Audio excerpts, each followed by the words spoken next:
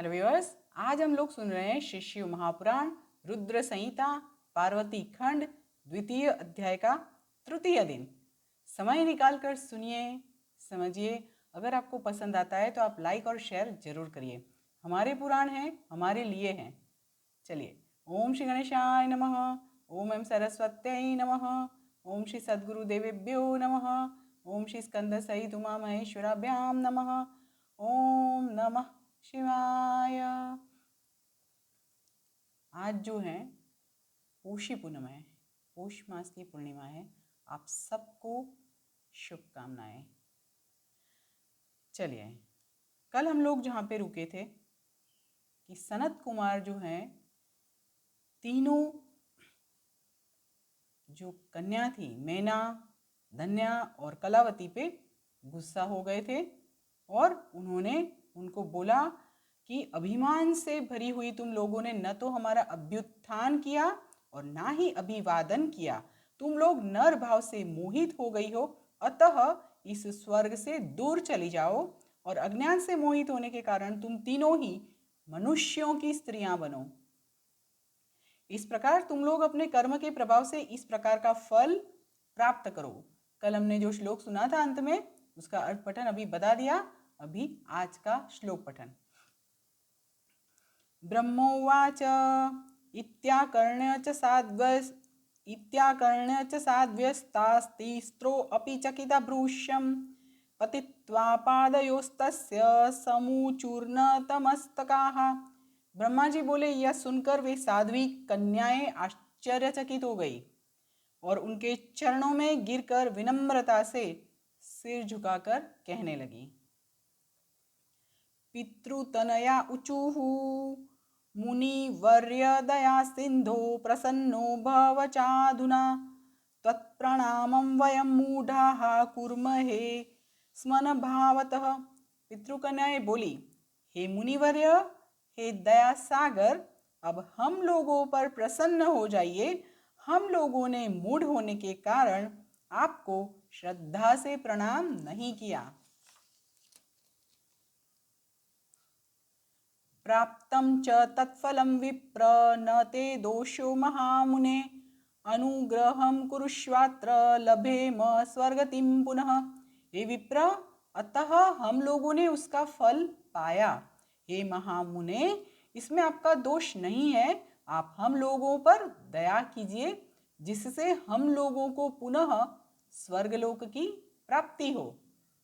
अभी ब्रह्मा जी बोल रहे हैं।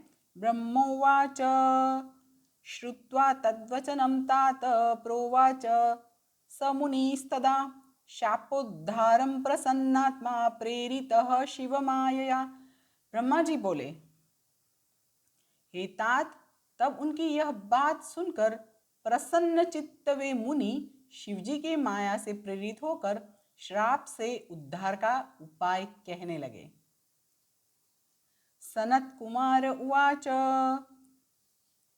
पितॄणां तनयास्तिस्त्रः शृणुत प्रीतमानसाः वचनं मम शोकदं सुखदं सर्वदेववः।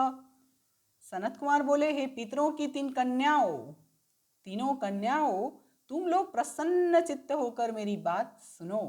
यह तुम्हारे शोक का नाश करने वाली और सदा ही तुम्हें सुख प्रदान करने वाली है।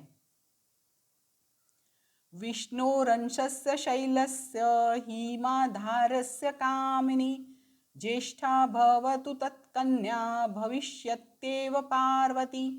तुम में से जो ज्येष्ठ है वह विष्णु के अंशभूत हिमालय गिरी की पत्नी होगी और पार्वती उसकी पुत्री होंगी।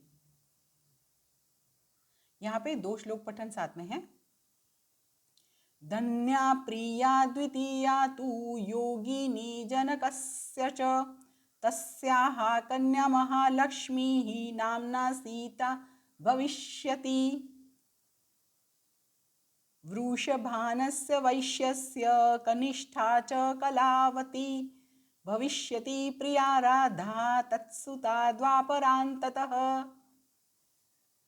योगिनी स्वरूपा धन्या, पहले बता दिया कि तुम में से जो ज्येष्ठ है वह विष्णु के अंशभूत हिमालय गिरी की पत्नी होगी और पार्वती उसकी पुत्री होगी। दूसरा, योगिनी स्वरूपा धन्या नामक दूसरी कन्या राजा जनक की पत्नी होगी। उसकी कन्या महालक्ष्मी होगी जिनका नाम सीता होगा।